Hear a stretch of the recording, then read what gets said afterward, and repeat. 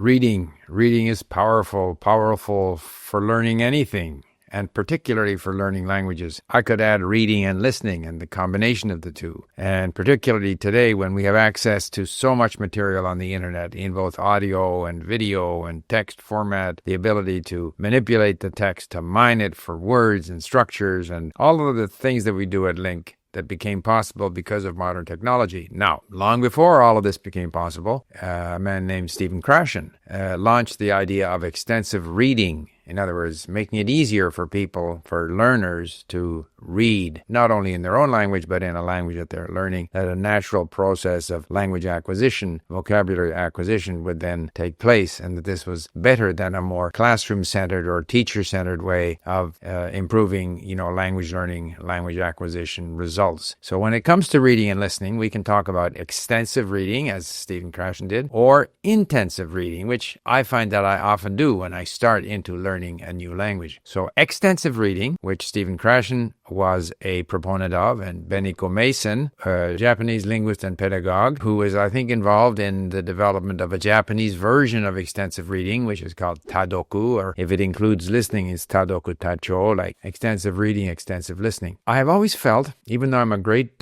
supporter of the views of Stephen Krashen, who very elegantly explains how we learn languages through meaningful messages, meaningful input, and that we need to expose ourselves to a lot of input, and we need to limit the amount of deliberate grammatical instruction, which often makes the learner more hesitant in using the language. All of this I agree with. However, it's not possible to start from scratch. If we look at the Tadoku 4 golden rules, suggesting we start from scratch, but we don't ever look a word up in the dictionary, if we just keep reading, somehow eventually we will learn these words. If there's a difficult word, skip over it. To me, you can't start from scratch and do those things. You can do those things later on when you have a large number of words in your passive vocabulary. But at the beginning, you need help. It used to be that this was help in the form of either thumbing through a dictionary or using readers that had glossaries behind each page or each chapter. Now all of this has become much easier with the internet, with online dictionaries, with audio, with text-to-speech. So the whole paradigm has changed. Because if you start from scratch and you're only going to read words that you know and you're going to skip the ones that you don't know,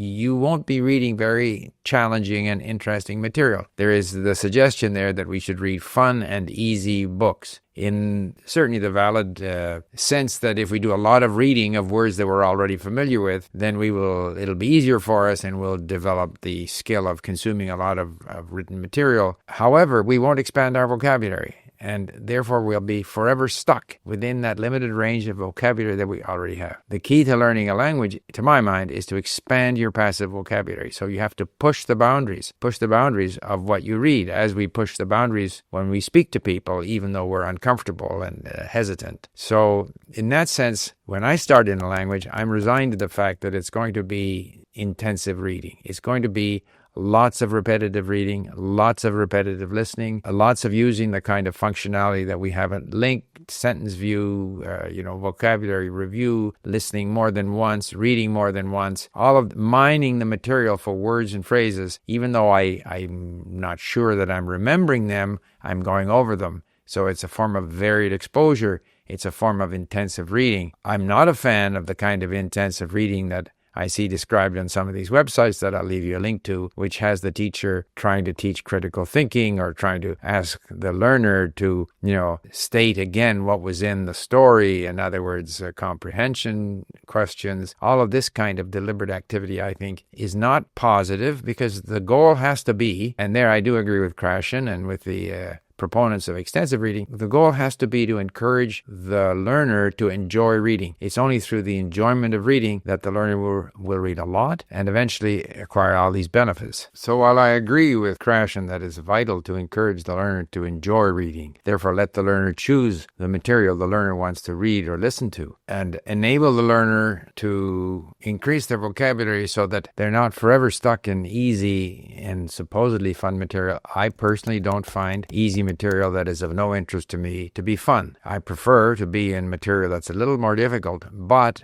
where there is a system that enables me to access it, because I can hear the audio, because I can look up words, I can review the words. So to some extent, I think the line between intensive and extensive reading or listening has become blurred. And the key is to enable the learner to achieve more autonomy, independence, help the learner become aware of the resources that are available online in terms of content at different levels, encourage the learner to search out content of interest to them, and rather than forcing some grammar-centered method of instruction, which is easy for the teacher, it's what the teacher is used to. And at the other end of the spectrum, I think is a little optimistic or unrealistic to expect that a learner can simply stay with easy material where there's a very small percentage of unknown words, and by glossing over those words and not looking them up, somehow will eventually acquire enough words to be functional in the language. I think we need to take advantage of modern technology, of the internet, and to some extent